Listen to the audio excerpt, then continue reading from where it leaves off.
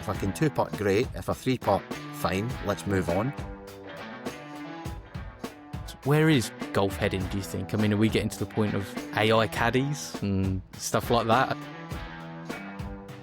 Hello, everyone, and welcome to another episode of the Birdie Golf Club podcast. Lovely to have you here if you're here for the first time, or if you're a regular listener or watcher of the podcast. Please hit that subscribe button, hit that follow button. It really helps out the podcast and doesn't cost you anything. So I would greatly appreciate that. This week, we have a fantastic guest. We have David Hunter, who is the founder, CEO, creator of ShotScope. If you're unfamiliar with ShotScope, then all you need to know is that they are empowering golfers with the technology that they need to improve their game. And we have a fantastic chat, me and David, and we talk about the inception of ShotScope, where the idea came from, what the process was like, taking that to market, but then obviously the more important things for you as listeners, what that means for your game, how you can improve, being armed, rather, with better data, understanding where your game's falling short, with shots gained and looking back on the round and seeing where your misses were, seeing your average distances with clubs. There's so much available to you, and that's thanks to the work that ShotScope are doing, the tireless work that they're doing. And talking to David was a really great insight for all of us into what goes into creating a company like ShotScope and what that's going to be like moving forwards as well, with technology gaining pace as it always does. So I hope you enjoy the episode with David. I've got nothing really to share this week. I'm nursing a bad back. So, you know, that's pretty much where I'm at. And it's cold again. So I'm not going to hold up this episode any further. Like I said, if you're enjoying the podcast, hit that subscribe button, hit that follow button on whichever platform you're on. And thank you so much for joining me on this journey. Let's get to our chat with David Hunter. Nice one. So what does a Monday look like for you, David? Yeah, Monday's the meeting day. So, right from 8 a.m. all the way through to about 3 p.m. means every hour pretty much, different teams. Sets up the whole week. A bit on finance, R&D, commercial, exciting stuff, right? But look, it works really well, the Monday meetings, really well. But yeah, very much a day where I don't get anything done, but I'm in meetings all day, which is good. Really good.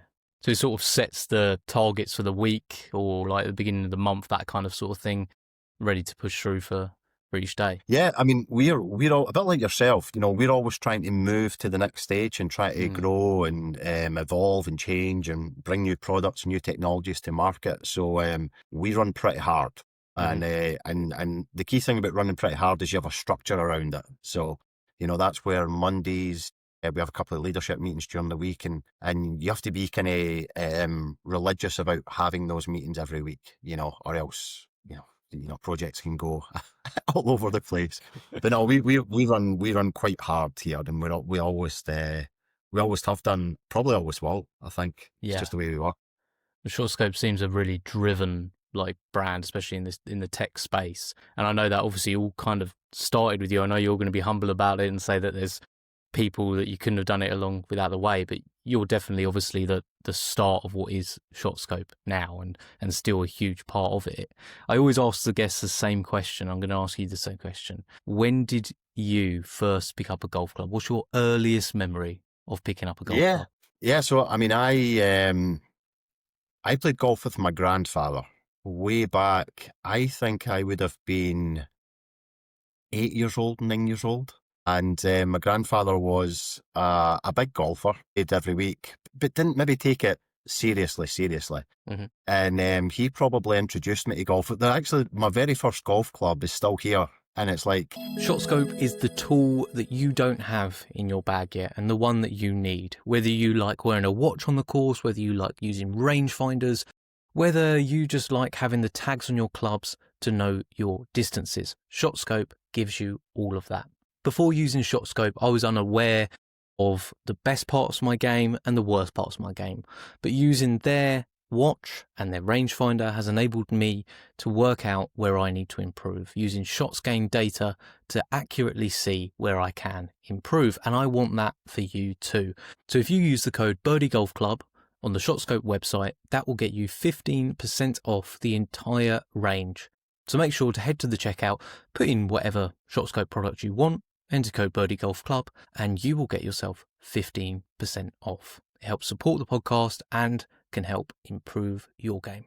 We're in the year 2025, soon to be 2026, and do you know what your most precious commodity is? Something we wouldn't have dreamed of in the 90s. It's actually your data. And companies are harvesting that data, they're using it to promote ads to you, they are selling your data, and it happens day in, day out. So make sure you protect yourself out there. With a NordVPN account, you can make sure that your data stays private to you. You can even change what country you want to appear to be in to maybe get better deals or access Netflix from the US or Netflix from Spain. NordVPN is a great tool to add to your online arsenal. And you can click the link in the description below and you can get yourself a fantastic deal through the podcast, which helps support the podcast and enables you to be safer online. Click the link below, and currently NordVPN have an amazing Black Friday sale on where I think you get 74% off a yearly subscription. Stay safe online. Make sure you're making the most of your online privacy with NordVPN. I'm cold, you're cold. Winter golf is very much here. So let's dream of a better place. Or even better than dream, let's go to a better place. If you use code Birdie Double Points at Golf Escapes, it will get you double escape points on your next trip. And you can book a trip, be away in the sunshine, enjoying the beautiful weather, the fantastic golf and beautiful amenities of some of their incredible hotels that they have listed. Golf Escapes will handle the whole thing. They'll set the entire package up and you can enjoy every single moment without a worry. I used Golf Escapes to book my trip to East Sussex National recently for just a brief break, and everything was handled perfectly, to my golfing for the weekend, to my wife enjoying a beautiful spa treatment whilst I was out on course. Peace of mind, just a fantastic experience and a great team over at Golf Escapes. Head over there now, use code Birdie Double Points to get yourself double escape points on your next trip. It's like a sand wedge, but it's like massive head, really heavy, wooden shaft. It's actually, the grip is green tape that is with it. And I remember using that club for years, just hitting it around the park that was behind my house. I think it hit it okay, bizarrely. Now got it developed a bit of an overswing, probably for using these clubs that were meant for adults and were from the 1960s, 70s, to be honest. Bit heavier. You got me into it, and actually I didn't really take it seriously. I could always hit the ball okay. I always enjoyed it, I could always go to, like, we used to go to a little par 3 course at the weekends with my grandfather, and I could always kind of play the game. I was involved with martial arts. I was involved with Taekwondo at an international level, so I used to travel doing Taekwondo all over Europe, and I used to train 6 nights a week. Golf came back into my life when I was like 22, 23, and that's when I really got addicted to the game. And ever since then, I've just been obsessed with the game. Amazing. Yeah, it's such a common story, isn't it, where golf sort of like people fall out of love with the game slightly, or not out of love, but other things sort of ramp up and then sort of come back to the game. And where does your history in sort of obviously the tech space begin? When did that all start for you? And obviously your learning along the way when it came to that. Yeah, I mean, I've always been interested in tech. My father had a car garage, so I used to go and repair cars, try to understand how cars and technology worked. And then when I was at high school, I just started to get involved with electronics and software. Wasn't really sure what I was going to go and do as a career and where I wanted to go with a career. And impromptu went and did a course in mechatronics, as it was known, engineering, and did okay in that, enjoyed it. That was a combination of mechanics, electronics and software. And from there moved on to do an electronics undergraduate and then an electronics master with business as well. And thoroughly enjoyed just trying to solve problems. And got really lucky. I went and worked, after leaving university, I went and worked for a couple of large businesses where we were like working on the very early stages of 4G, 3G infrastructure and started to really deep dive into technology, and then moved into a consultancy where I would design for medical, military, oil and gas, startups all the way through to blue chip organisations. And that really gave me a feel for lots of different types of technology. And I was, I was winning the work. I was doing the engineering requirements. I was doing the electronic design, printed circuit board layout, working with product designers on the strategy, how to design the product as well. And but it gave me an insight into how to design a lot of different technologies for a lot of different companies, and that was pretty cool. And look, I always had my own ideas, I always had my own inventions, I guess. That was I was thinking about trying to do something with, and I impromptu came back to university to be a high school teacher, believe it or not, back in 2012. And ShotScope, the idea behind ShotScope, had been sitting on 3 pieces of paper for about 3 years. Yeah, seriously, I'd used this process to take, and we could talk about the process, but I'd used this process to take my handicap from 16 to 5 in about 2.5 years. And, I was running about with 8 different notebooks, gathering all my stats, gathering all my analytics. I was on the range, working out dispersion and distance and all sorts of madness, right? And I can remember the pro at my home club saying, "David, you ain't going to play in the PGA Tour. What are you doing?" And That's nice of him, isn't it? very, very genuine. But it worked, right? My handicap went from 16 to 5. I won quite a few competitions at the club, and I was playing good golf, but I wasn't hitting the ball drastically different, but I was managing my game. And effectively what I was doing, I was gathering all this data every week, and I was putting into a piece of software I developed that then spit out all these different charts and graphs and tables. And it was quite painful every single week. It was like a full-time job gathering all the stats. I bet, yeah. And one morning I just sat down and wrote up an idea that was effectively evolved many years later, I have to say, into ShotScope. But it was not overnight. I bet not. And did like you were saying before, with that sort of working in multiple different sort of tech arenas, say, and you said that the problem solving was something that really interested you about that. Is that what basically sort of was the fundamentals behind what ShotScope is all about? Is the problem solving of what is a game that frustrates so many people, and like you were probably saying, I'm guessing as a 16 handicapper, was frustrating you at the time. So was that kind of like a natural melding that went on there? Yeah, look, it's not one thing, right? So, I'm a bit unique in that I was so passionate about the game of golf. And where that came from was when I did martial arts, I competed for the Scottish team, the British team. I won Scottish championships, British championships, travelled and competed at very large events throughout Europe. And I trained from the age of about 12, 13, I was training with adult black belts. And these guys some of them were like world champions. So we had a club. Our club was for 17 years straight, it was the best club in the UK. It won the most medals at the British every single year. And I think that created this mindset of constant improvement, marginal improvement, small gains, constant small gains. And, we were doing stuff like that with Taekwondo. My instructor was doing marginal gains way back in like the 90s, before it was ever in the public domain. And I think that mindset from sport I brought to golf. And then when I started playing the game and was really frustrated by, so what happened is I got introduced to the game. At 22, 23, my now father-in-law took me for a round of golf, perfect sunshine. It was July. We're in Scotland, remember, right? So, this weekend in Scotland, we're now in November. It's not very nice. It's difficult to play golf. But we went and played in July. The course was playing firm. It was warm. It was like 25 degrees Celsius, no wind. And I went and shot like 82, right? So I've not picked up golf clubs in years. I've went and had to look for my clubs at the back of a garage, and I've went and shot 82. And I instantly became hooked.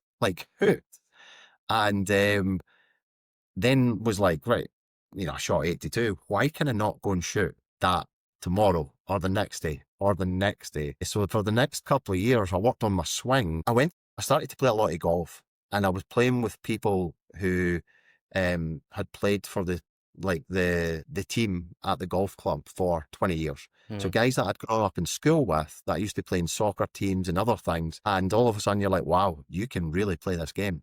and they're hitting these big, beautiful draws, you know, and they're putting out their miles, and I'm getting this kind of weak slice at the time. It was kind of like, let's call it a fade stroke slice. Yeah. Yeah. So I kind of went down to the range, and I went, well, when I did taekwondo, I put loads of effort in, I put loads of time in, I trained really hard all the time, and I had improvement. And then I came to golf and thought, well, how hard can it be to I'll just go down that range, start hitting balls, I'll be able to improve. And after a couple of years, after like 18 months, I was like, right, wait a minute, I'm reading all the books, I'm looking at all the videos, I'm spending 2 hours an evening at the range, and I'm not getting better. I'm now shooting like 85 to 90. Wait a minute. What happened? Where did this go wrong? Um, and that's where that little process was the reason for starting to gather all these stats, all these analytics, all these insights, and understanding how to manage my game on the course. But I had to go through that pain. You know, I had to go through that pain of, right, look, I mean, and obviously, you know, I now do hit a draw. I now hit it a very different way. I also have a problem with a hook nowadays if I don't play enough. You know, it is funny how, you know, you're evolving your swing, and actually a lot of times, if along with that work, you understood how to manage your game on the course, all of a sudden your score might start to jump and improve, you know. But yeah, I went through that whole process, and it was highly frustrating watching these guys who had known for 25 years and didn't really understand how good they were at golf. Yeah. Yeah. And they're hitting these shot shapes. At the time, you're like, oh, I could only dream of that, you know. But that essentially took you down a bit of sort of a rabbit hole of playing golf swing, which wasn't as important in the grand scheme of things as what sort of course management and everything like that. Going back to that book you kept, those stats that you kept, what were some of the ones now that are still very much at the forefront of what ShotScope do, that were kind of the fundamental ones that you kept during the time? I'm guessing you can remember every single one of them. Nearly. So I had eight notebooks, and it was like off the tee, approach play, chip in, putting. You know, you broke the game down into areas and understood where you were strong and weak. So I've always been quite good at chipping and putting, you know. So my short game has always been good, probably practice, right? My weakness is off the tee. So if I get the ball in play, the chances are I'm going to score well, you know. So but look, the driver is the most forgiving club in the bag. So, you know, you need to hit that off the tee for, you know, I don't hit the ball miles. So I need to get the driver and get it off the tee. And if I get it in play and get it on the fairway, I'm going to have a good day and score. But the ones straight away that jumped out. So for most amateur golfers, the stuff and the key pieces of data that jump out and the key stats, know how far you hit your clubs. You know, so we help golfers improve by 4.1 shots in 30 rounds. And I'll be perfectly honest with you, a lot of that is down to just knowing how far you hit the ball. You know, if we go down to most golf clubs and talk to 15, 20, 12 handicaps and say, how far do you hit a 9-iron? How far do you hit a 7-iron? How far do you hit a 5-iron? They typically, the amateur golfer typically remembers those better shots. So they remember they once hit their 9-iron 145 yards. But actually, if you go and look at the stats and the data and you gather 25 9-iron shots, it'll tell us they actually hit it 137 yards. And then you have to take out the really good ones and the really bad ones. You really only should be looking at it's not even a middle ground, because your bad ones could be really bad and your good ones could be exceptional depending on the wind. And we do all that automatically with our technology now. But way back in the day, I quickly realised if I just know the exact distance of how far I hit the clubs in my bag, and if I'm honest and truthful about it, I'm going to make better decisions. And then I was always big on having the yardage. So I quite quickly, being an engineer, being big on electronics and technology, I got a GPS really early on, when GPS was in its infancy, really. And I used that. So I had exact distance. So by the time I'm putting all these hours in the range and I'm measuring my distance and dispersion, you know, I would hit 10 balls to the 100-yard marker, 10 balls to the 120, 10 balls to the 130. And then I'd go and figure out exactly how far I'd hit those shots. And so therefore, when I was hitting to, for example, the 120 marker, I'm sitting going, right, I am actually hitting a pitching wedge 115, you know? And therefore, when I go to the golf course and someone my GPS device gives me I've got 115, 120 to the middle, I can then select the club. And all of a sudden you have so much confidence. Mm. And actually what happens a lot of the times for amateur golfers is we then mishit it. But at least we mishit it with the right club to start with. We're maybe 10 yards short and we're on the front of the green. Whereas if you're saying, I think I hit my sand wedge 120 and you mishit it and you hit it 90 yards, you can be in a lot of pain, a lot, bunkers. And that was the most notable. If you get the right club in your hand and know your distances, your mishits are going to be closer to the pin, less painful, impact your score less, because you're going to have easier up and down opportunities. And then the other key one that I started to recognise around the green, I play around the green a bit like I play from 200 yards. I use different clubs. So, I use a 6-iron chip and run. And I know you can't quite use that everywhere, or I'll select a lob shot and, get it onto the green, get it rolling as quick as you can, even if you've got loft in your hand. But I very much look at around the green like a bit like the long game, in that you should select different clubs and decide to play different shots. Mm-hmm. And part of that is also accepting if you hit that 90-yard shot, if you select your sand wedge, you've got 120 yards, you hit it 95 yards, you put it in the front bunker and it's right up against the face. The next thing is accepting you're not Phil Mickelson, and and take the right. This is the third hardest hole in the course. I've made a mistake. I've got a handicap. All I need to do is get this on the green. And if I can 2-putt, great. If I 3-putt, fine. Let's move on. But accepting that this is most likely, I'm not playing par now, I'm playing bogey, And I think, so this has nothing to do with how well you hit the ball. It's how you manage your game. It's how you manage each aspect of your game to try and maximize the potential score that you can have. And look, we're not all capable of hitting the ball 300 yards. So some people are. Unfortunately, I'm not. I got fortunate with a couple of early sort of ShotScope sort of shots that I had, where they were downhill par fives, and that was lovely. It inflates the stats a little bit, but that's the good thing about the play and average, obviously, stat as well, that I'm sure we'll get into. When you had these notebook, what for you was the light bulb? We spoke about the fact that it was a 3-year idea that you had sitting there waiting. What was the light bulb moment for you of how to turn that into technology that's usable for golfers on the course, and obviously the ShotScope, tech that we see now? What was that moment? How did that come about? You're solving a problem. My son loves building technology, and I just had a conversation with him at the weekend about the best businesses are built on solving a problem. So effectively for 3 years, I gathered my stats, like every single round, every single night at the range, every single bounce game, I gathered my data. And the problem, so I was getting the benefit of all that data, and I was playing better, scoring better. But the problem was, all of a sudden I'd created this big job, 3 hours every week of entering data. And I couldn't find an app that would automatically gather stats and analytics. I couldn't find a wearable at the time that would automatically gather all this data. Remember, this is back in like 2008, 9. Different world. Different world, completely different world to where we are today. So in coming up with an idea that, and ShotScope had to be 100% automatic, passive tags, and coming up with that idea, I was actually solving a problem for myself. And a lot of the best businesses are founded on just solving a problem, So solve that problem, put it in a notebook for 3 years. And I had this little kind of midlife crisis in my late 30s where I went off to university again to become a high school teacher. Thoroughly enjoyed that, teaching, I taught design technology, as you can imagine. And actually, I went to an event.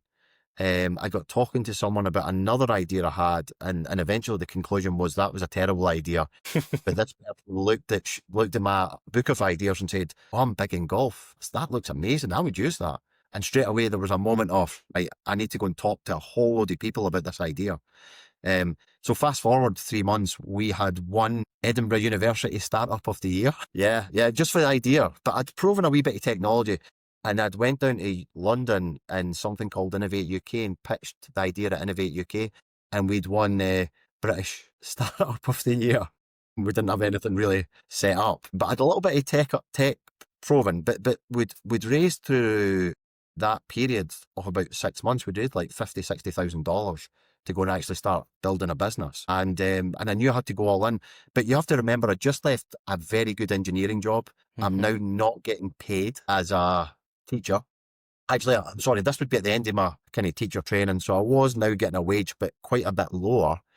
And you know, my wife is kind of saying, well, wait a minute, you know, you're telling me we're going to start this, you know, this new business. Yeah. Are you going to get paid? Well, no, that's how these businesses work.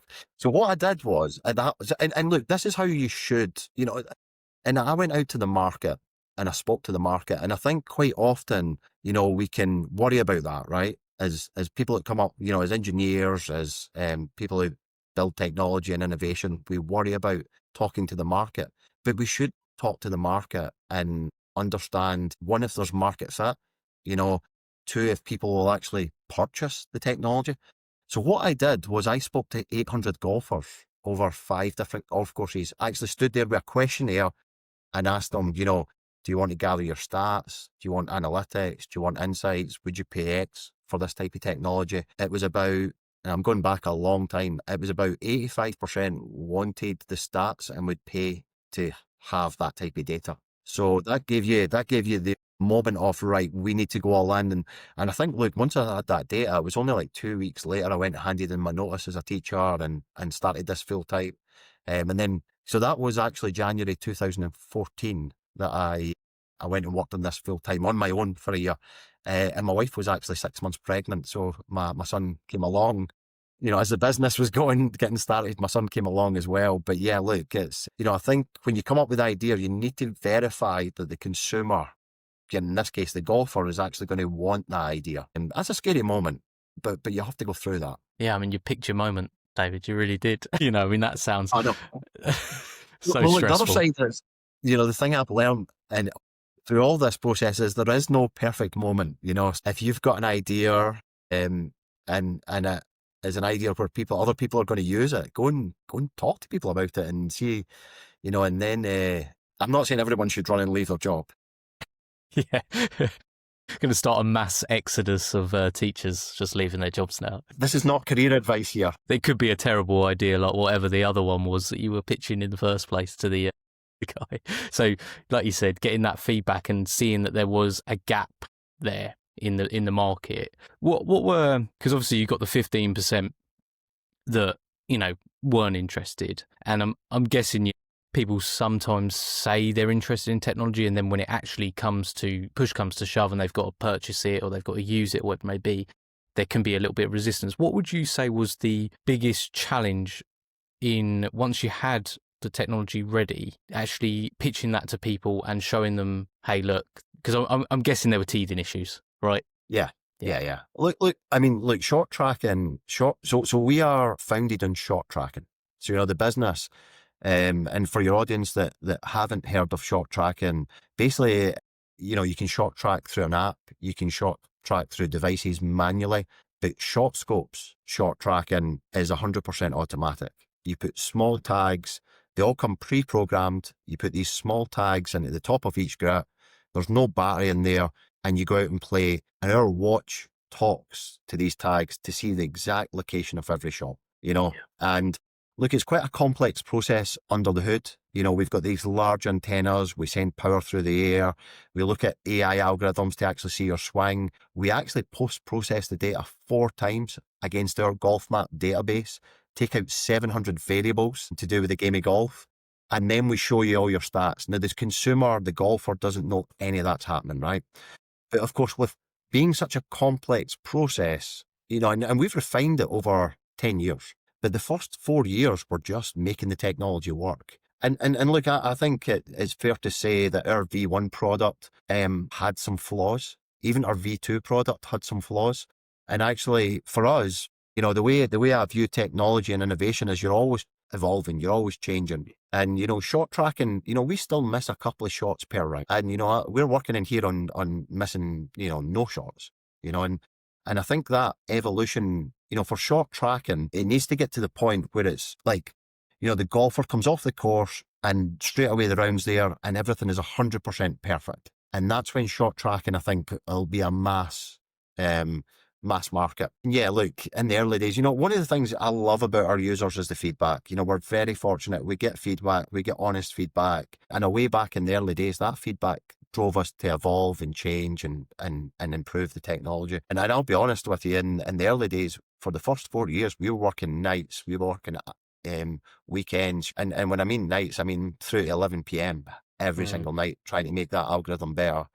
And then it wasn't really until our V3 came along. Our V3 was the first product that had really good product market fit. And that was in 2020, so if you think, between 2014, we're evolving, we're improving, we're bringing new products to market. And, that whole ethos, and it's part of our culture, is really going to stand us in good stead for the next 10 years. But shot tracking, shot tracking's complex. And I mean, our technology, our shot tracking technology inside the watches themselves actually take up about 50% of the space. So we've still got to do full course maps and, front, middle and back GPS and other pieces of technology, but we've got half the space that we should have to do it. So look, it's not easy, but that's why we're a bit different in the market. Yeah, I'm gonna say, because I've used other, I use like the Arcos. I've tried the Arcos sort of stuff before. And I think one of the big hesitations was before having the X5 was probably the tags for me, like, because I've seen my mates literally sitting there on their phones whilst we're about to play a round of golf, struggling to try and get these things working. And that was my hesitation. I was like, I don't want to be that guy, But then I got the X5, got the tags, like you said, all pre-programmed, ready to set up. And I think literally as always in technology, the simplest thing is sometimes the thing that just is the game changer. And I'm sure it's not simple necessarily to do, but it's simple for the user. And it is that innovative tag system where it just picks it up by being like near the watch. You don't have to tap it on the front or do anything drastic with it. Literally, as a right-handed golfer, watch on my left hand, ask me all that beforehand as well to obviously make sure that we're all set up correctly. And I don't have to think about it. Like for the whole round, I can use the technology, but I don't have to think about the shot tracking. And that's key. And like you said, there are the odd shot missed. And like you said, you want to get that to 100%. But for me, being able to look back on a round and see, 95, 98% of that round tracked without me having to think about it just is a complete game changer for someone like me. I like to sit and either remember the positives of the round or really scour over the negatives. So having that there and not having to try and remember it is, don't get me wrong, sometimes lovely to try and forget about it. But like you said, for the user, we don't see what goes on behind the scenes, and I had no idea that those type of things were happening. But it really is important to the golfer to know what happened during that. Look, and that's the key. The best technology works in the background. The best technology doesn't interrupt whatever action it is you're doing. So for us, it's that go and play golf, enjoy your game, get the benefits of GPS and front, middle and back. But on the other side, our shot tracking technology, it has to be seamless. It has to all happen automatic as you play in the background. And now we're one of the best in this area. And even then we look at it and go, it can be improved. Narcos technology is very, very good if you're comfortable carrying a phone. We always had the ethos of we want the golfer to leave their phone in their bag or leave their phone in their locker.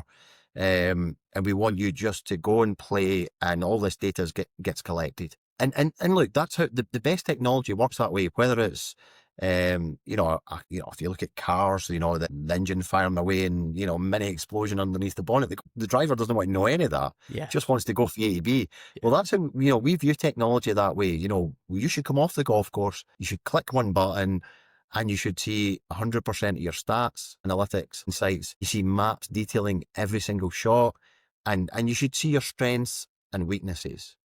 And of course, we all want to look at our strengths. Do we all want to look at our weaknesses? But that's where you should go but yeah, look at, in those early days, the premise and the ethos of what we're about to help golfers improve and enjoy the game, that's still where we are. It just so happens now we have laser rangefinders, we have watches, we have handheld devices, we have independent shot tracking devices. And, So you can get the benefit of ShotScope in a lot of different ways, and a lot of different, because not every golfer wants to wear a watch, so shot tracking, we want every golfer in the world to experience it, but not every golfer wants to wear a watch. Yeah, no, that for me it was a surprising thing actually hearing golfers that didn't like wearing a watch, because to me it's kind of like a natural thing with playing golf. It doesn't really affect me at all. But I've got a mate who's like, I cannot have a watch on my wrist. Like anything on my wrist is a no-go. And knowing that there's obviously products out there now, like which one of those products would you recommend to say to somebody that doesn't like the watches? 'Cause obviously watches do it all, but which one would you say would be best? Would it be the rangefinders? Would it be handheld? Yeah, look, I'll be honest with you. I actually struggled a little bit with wearing the watch in the early days. So I was a handheld. My go-to was a handheld device. I never really used laser rangefinders. I always like to see the carry over a bunker, and I like to see front, middle, and back. So my strategy was really simple as a handicap golfer. Like let's say I was playing off a 6, 7, 8. Strategy was really simple. If the pin was at the middle to the back, I would typically be looking for the back distance and then try to figure it out. If it was at the front, I'm looking for the distance onto the green, the middle, and most likely some sort of carry distance over a bunker. And obviously, as an amateur golfer, sometimes I don't hit it straight off the tee. So therefore, when I'm in the wrong location and I'm looking at a 150 yardage marker, I could have as much as 170 on the angle, So I always like the handheld, and I like the amount of data I could collect. The rangefinder, I always felt I was better having the front and the back distances to a green than I was the exact distance to a pin. I'm probably just not good enough to hit the exact distance. And look, I know a lot of golfers want that distance, So I was always the handheld golfer, and I probably still am, to be honest. But I do wear a watch at the moment. So, we've got some stuff coming out, and it'll be interesting to see which direction I go when something like this comes out. And look, that's where it's really important. We now have 12 different products, and it's really important to understand there's different types of golfers in the world. Now, where it gets really interesting is when I look at my father-in-law, for example, 20 handicap. I was trying to get him to go and use a watch. And actually, we sent him out to test about 2 years ago with one of our newer rangefinders that was about to come to market, and he loves it. And he's a rangefinder guy, and I never seen that coming. Never ever seen that. So I think what is good, if you can be as a golfer open-minded to different devices. You might take you a couple of devices to find the one that is the best fit for you, or go and talk to your PGA professional, or in the UK and the US, there's tons of amazing retailers that you can go in and you can pick up a rangefinder, or you can, have a look at a watch, or you can have a look at a handheld and say, actually, I think this is the device for me. And you can actually go and see and feel and touch the device before you decide what one to buy. Everybody's different.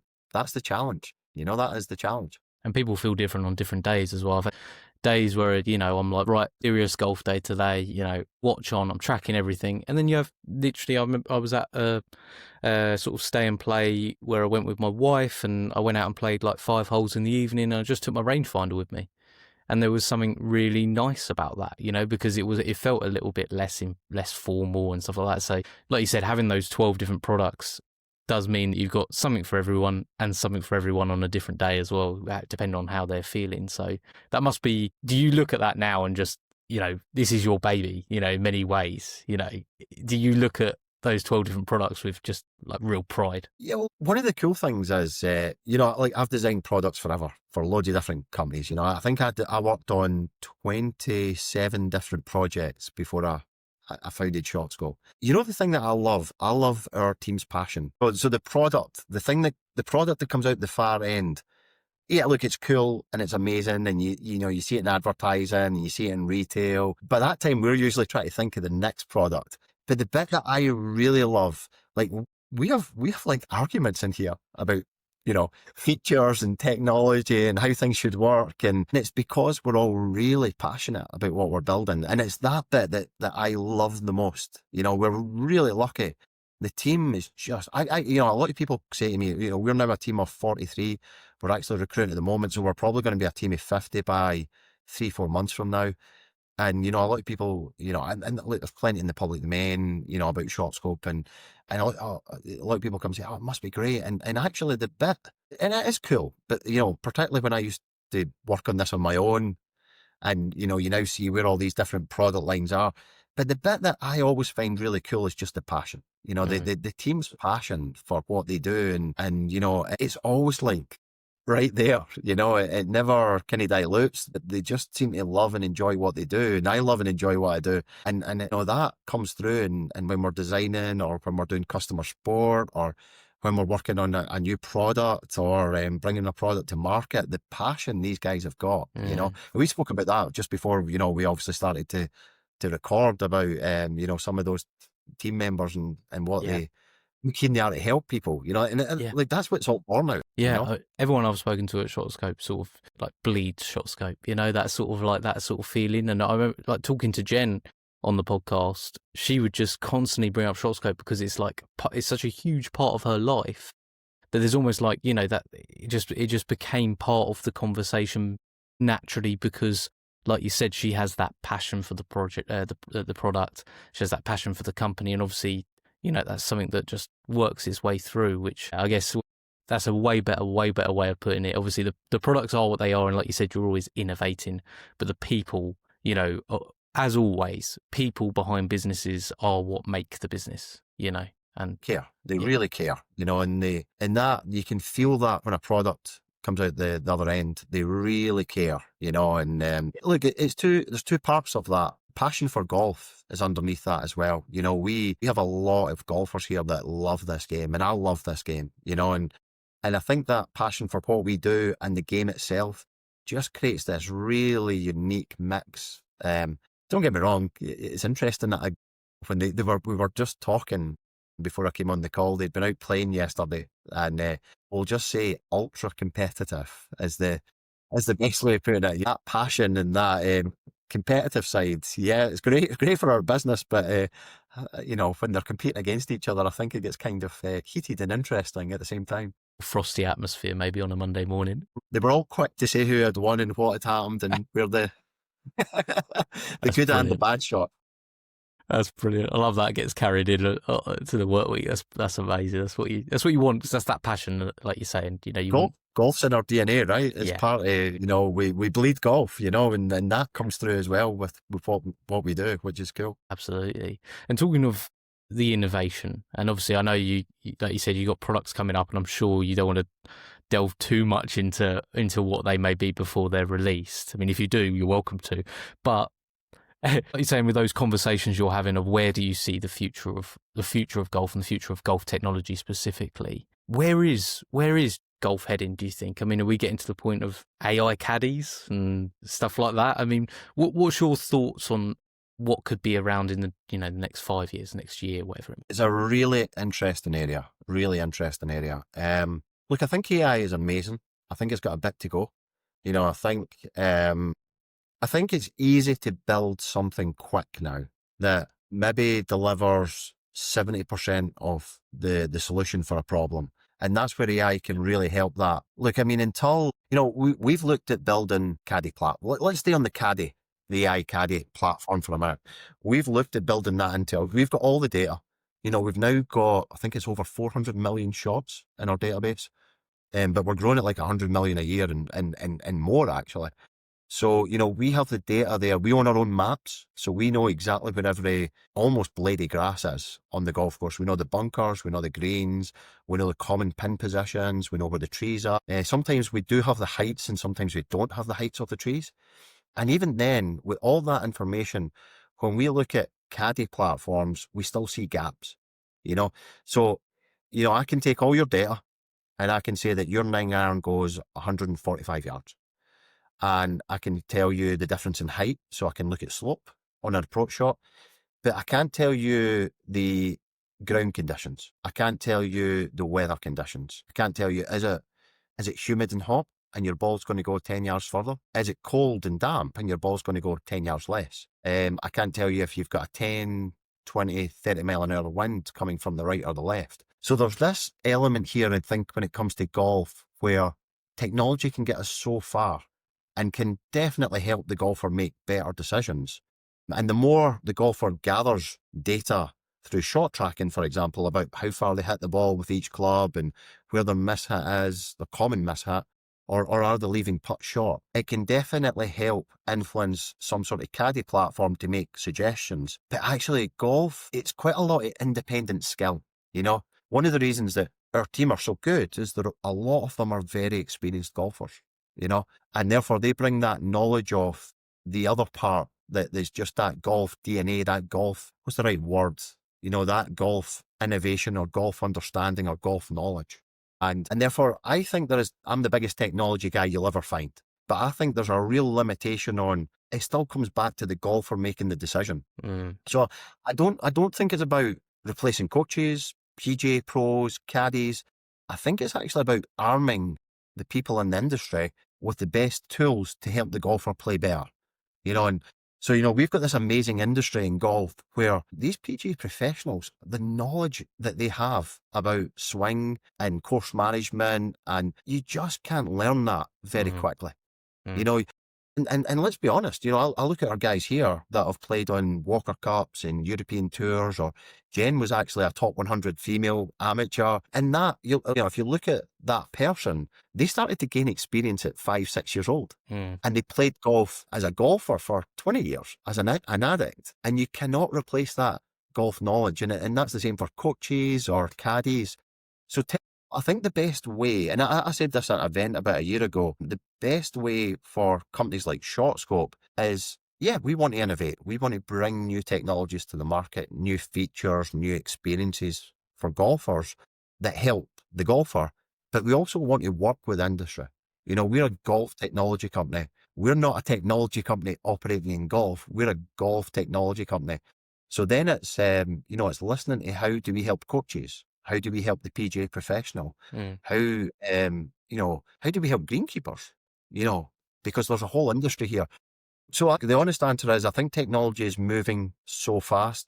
Yes, there'll be radical changes in different places.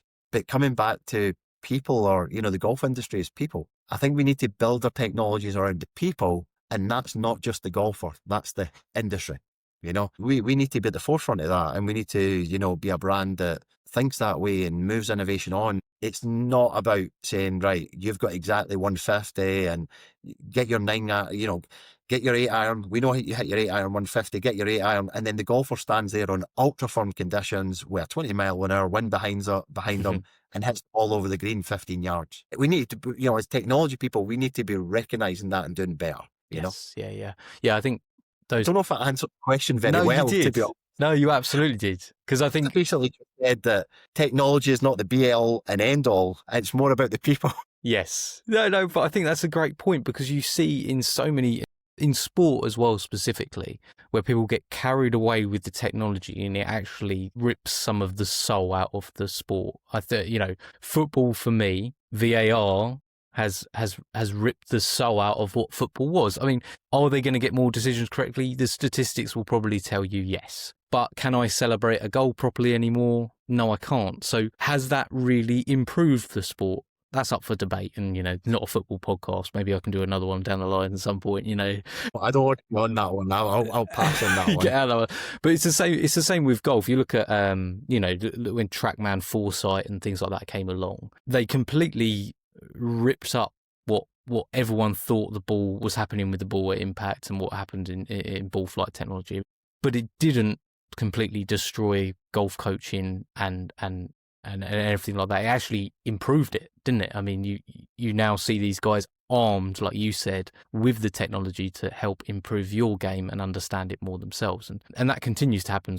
With force plates and such like technology. So it's kind of like what you were saying. I sort of came at the angle of thinking, how is AI going to improve these things? And maybe there is, you know, scope for that to happen, but it's not to take away from the fundamentals that are there in the golf world. And I think that, you know, knowing that there's people like you, David, ShotScope, who are like a forefront of the industry when it comes to golf tech, that don't want to take away, you know, what is the essence of golf, that can only be a good thing. I mean, like, golf was here way before technology, right? You know, here for hundreds of years before we were here. So, that you'll never take away that moment when you strike the ball well, or you go and hit the ball 150 yards, 6 foot from the pin and make the putt. Doesn't matter how good we get the technology. That moment is why we play, right? Oh, absolutely. And you know what, you said something earlier and it reminded me, I think Jen will get really angry with me if I don't ask you this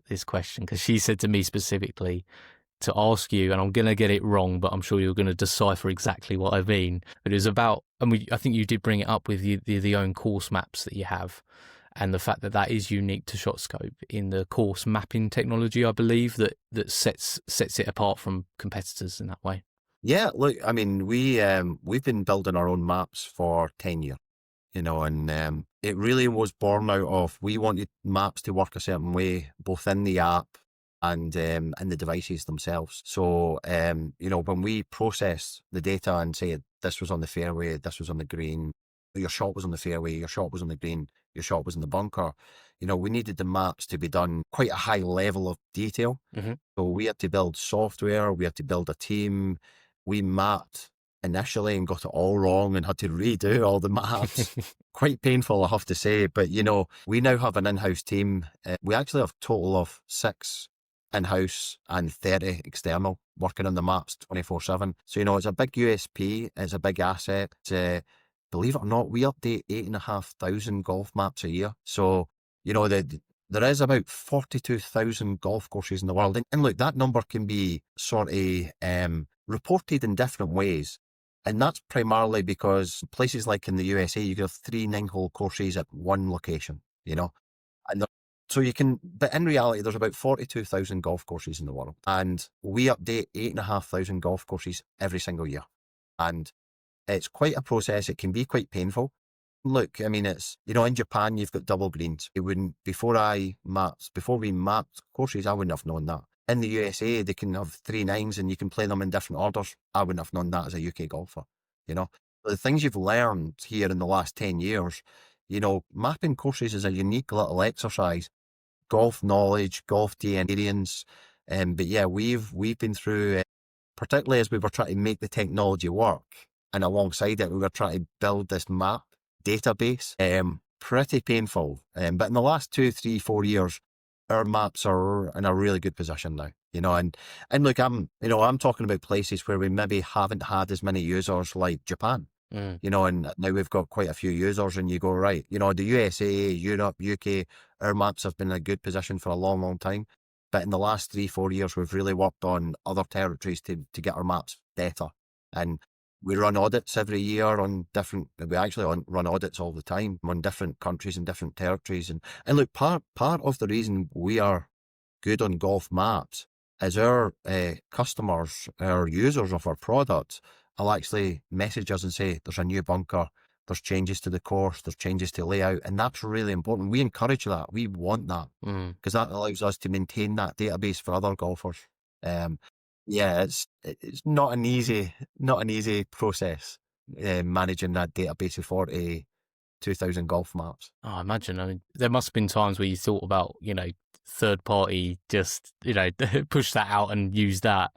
But having the control over that and being able to make sure that it's up to date, and like you said, it's part of the passion behind what you do, right? And yeah, big USP, and yes, we did talk to third parties way back, but look, we decided early on that we felt to deliver best solution for the golfer, we would need to build our own maps, and that set us off on a 10-year journey to try and make it work. But then look, I'm sure you're kind of realising a lot of the technology has been a 10-year journey. Yes. We've only been in rangefinders for 5 years, and the leaps and bounds on our technology and rangefinder technology, and that time has been blowing me away. Yeah. And tomorrow we'll learn something different. And you were asking about products that we'll bring to market. Yeah, look, we're working on new products. We're working on products that might not be in our lineup at the moment, and every day's a school day, so to speak, in that area. Yeah, I can imagine. It's exciting though, isn't it? Like you said, with the amount of staff that you've got, keeping them just ready to go and excited for what's to come is probably just a huge part of your job now as well, right? I bet, in some ways you might reminisce about the days of being by yourself and being able to just work on the product and stuff, but now it's a managing of people and things like that. It's Look, to be honest, I'm so lucky. So early on, we set up a management team. One of the things that was fortunate is I used to go into these large organizations, medical, military, oil and gas organizations, and I could see the organizations that were structured really well, and I could see the organizations that weren't.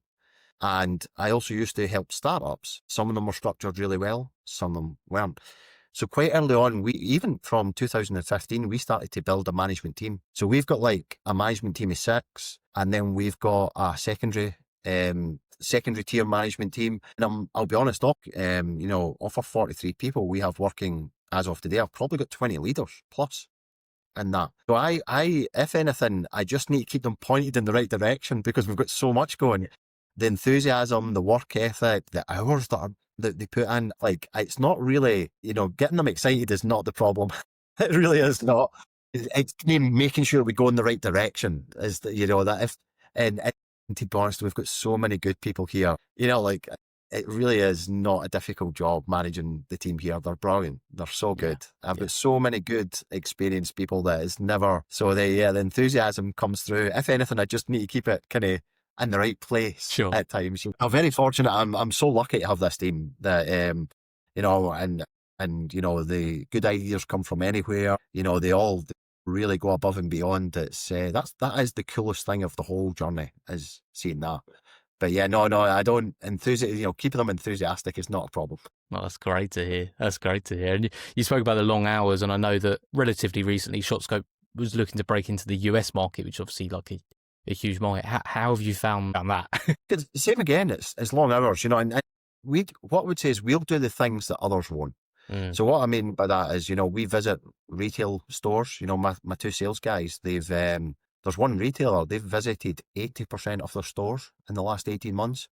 Now, remember, the USA is huge. Yeah. So you can imagine how many flights, how many hours in cars that is to do that. That's unreal. But yeah, look, we get out there, we go over to the US a lot. None of it's glamorous, it's all back of the plane, relatively cheap flights.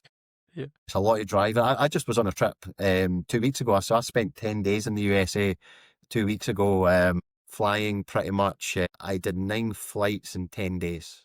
So yeah, and a lot of hours in the car, or not too many hours in the car, but probably covered 500 miles or something like that, Definitely not glamorous. But yeah. And a few mistakes with hotels that weren't the nicest hotels either. No. I'm certainly not going to name any hotel on this But you call. won't be going back. I won't be going back, that's for sure. But yeah, a few mistakes with hotels along the way. But look, in the USA, what I would say is, the retailers in the USA, they've always welcomed us in. They've always given us time, invested effort, met with us, spoke to us. And now I think we've actually, we're in with most major retailers in the USA. So I think we're in about 3,000 locations in the USA at the moment, and which is great, and we really only got that going about 3-4 years ago. Myself, my commercial director, Gavin Deere, my head of global sales, Scott Robertson, we've been working on the USA for 8-9 years in the background, going to events, going to the PGA show, networking, meeting people. So it's not overnight success. It's taken a long time, and it's still got a long way to go. And I think we now have, I could get this number wrong, I think we have 24 or 25 sales agents, independent sales agents in the USA now as well. And we work with distribution partners. Yeah, look, it's going well in the USA, and it's definitely the largest golf market.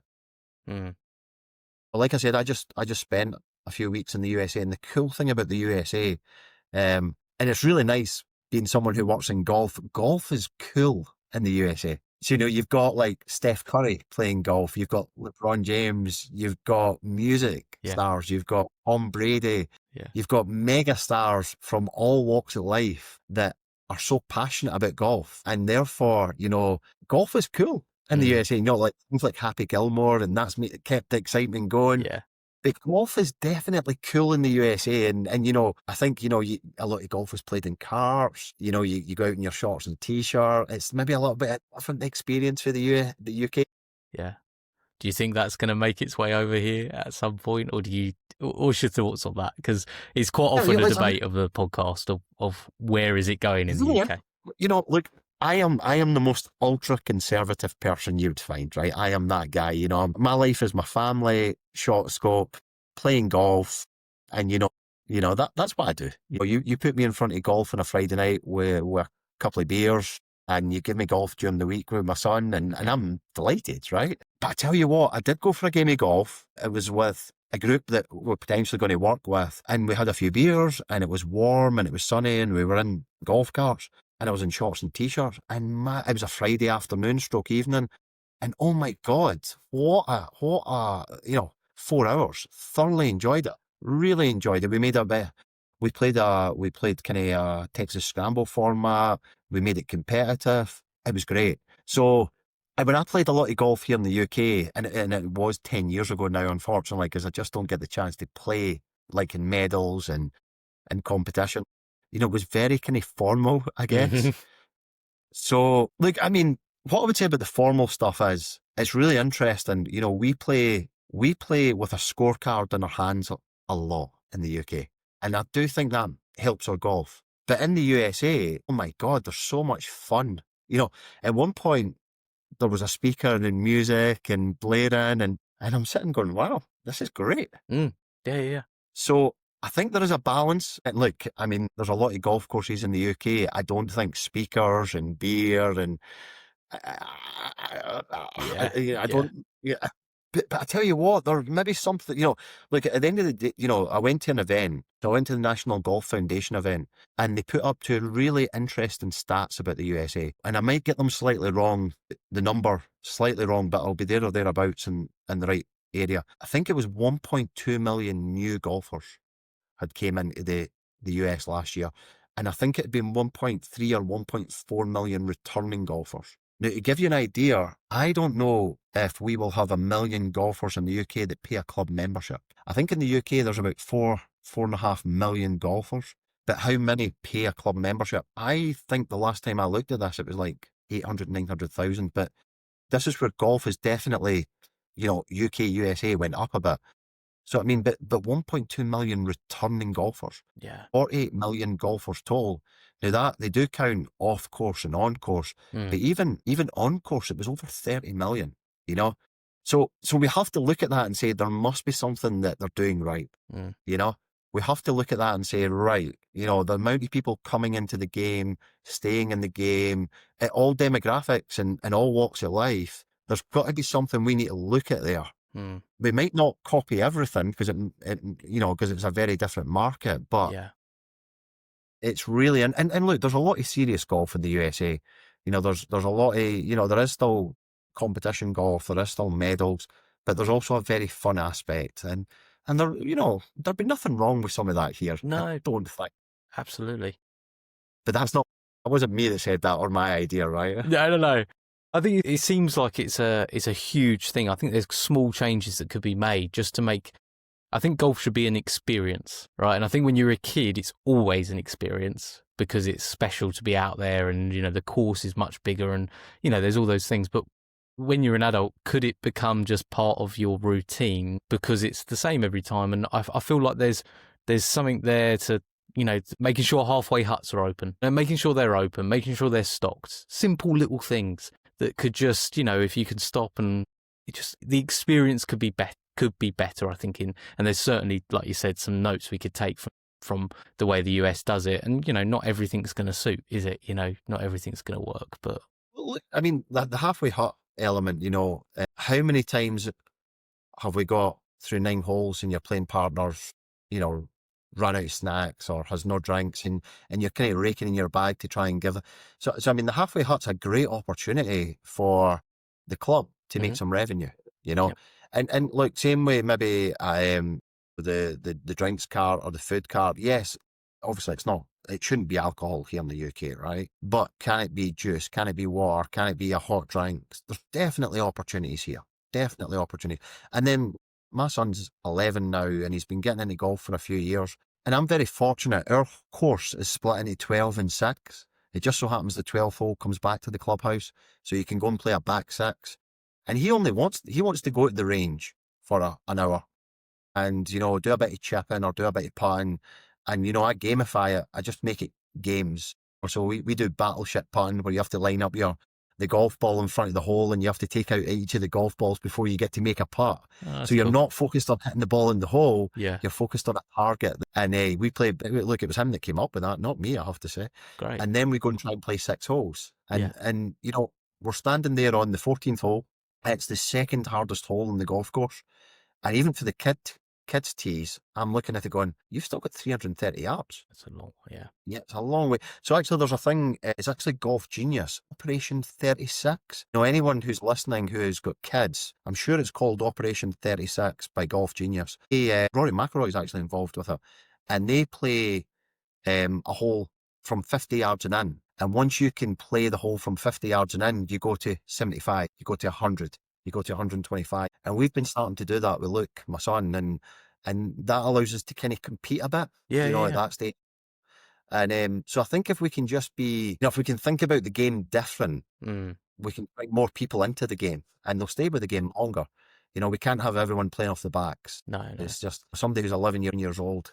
Eventually, yeah, they get to the medal tees, but it's got so far to go before he gets to that stage. That's awesome, that Operation 36. I'm going to remember that because my son's had a little golf club in his hand since he was 18 months old. He's 5 now.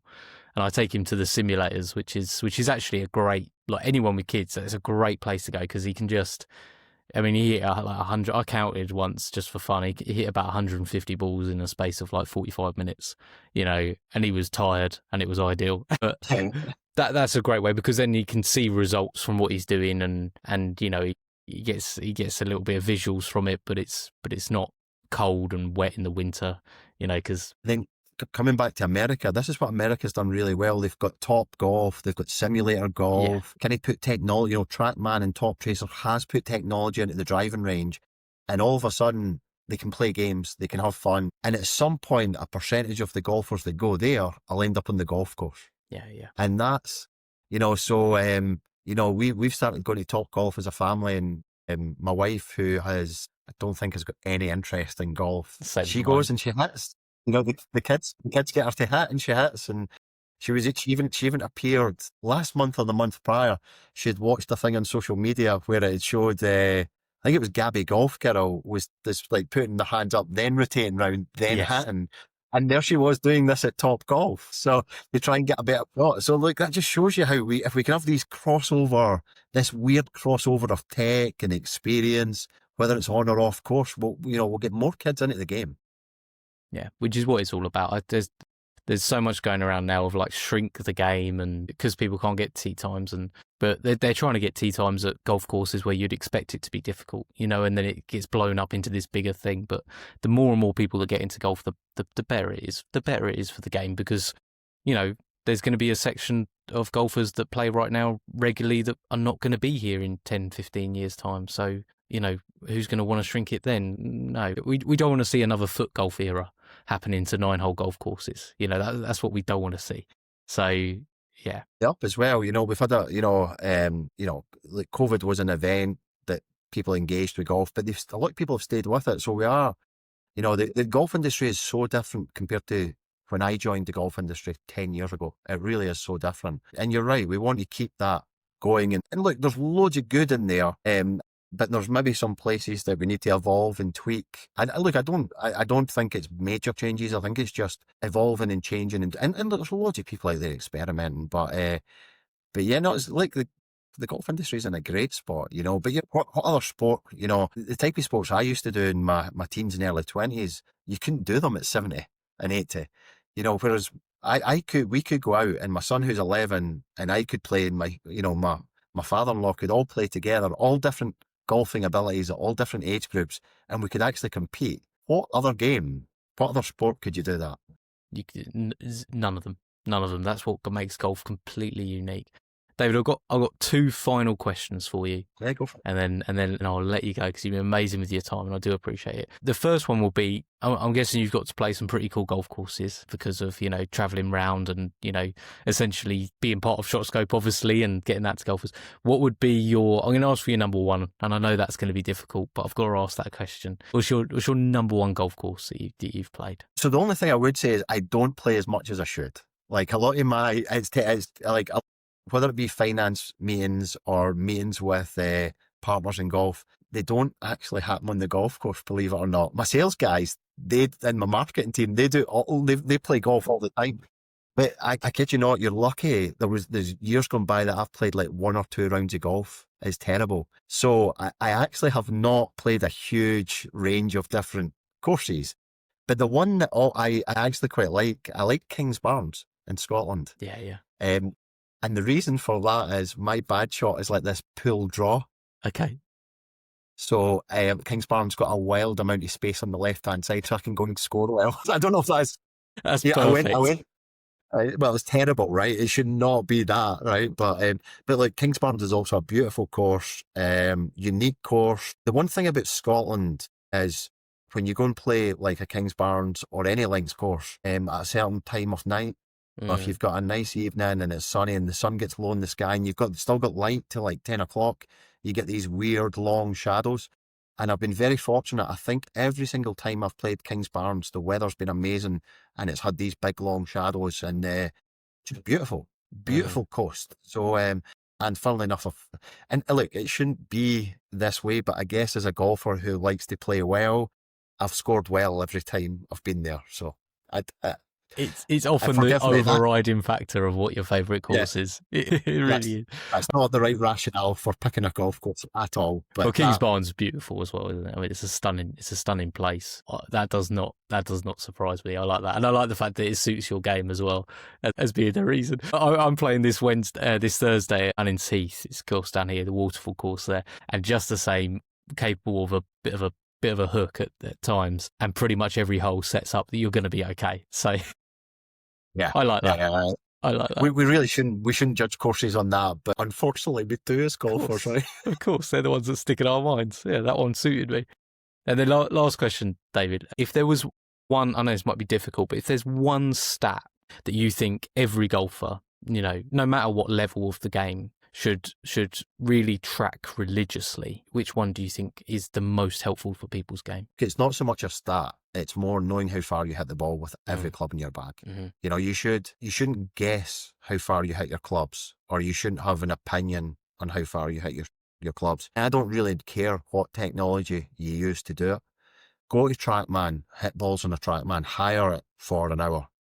Go to a pro, hit balls in the range and get the pro to advise on how far you're actually hitting it. Use a ShotScope to gather your on-course data to figure out how far you're hitting it. And remember, with TrackMan, you're going to get carry. With ShotScope, you're going to figure out your entire rollout on that as well. But go and gather exactly how far you hit the golf ball. So when you're standing there with 150 yards to go, and you've got 150 yards to the target, you're not guessing. You are picking up the club that gives you the best chance of hitting the ball the closest to the hole or wherever the target is. But if you do that, you will gain strokes on the field. So that would be the one for me. That would be the one. Perfect. I love that answer. David, thank you so much for joining me on the podcast. I'm really proud that ShotScope are a partner of this podcast because I think the products, the company, the people, especially behind it, help inspire me to get better through seeing what you guys deliver and do every day.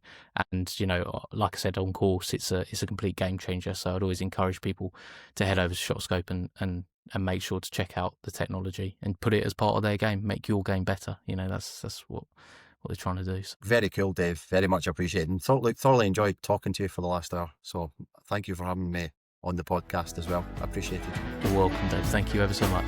Cheers.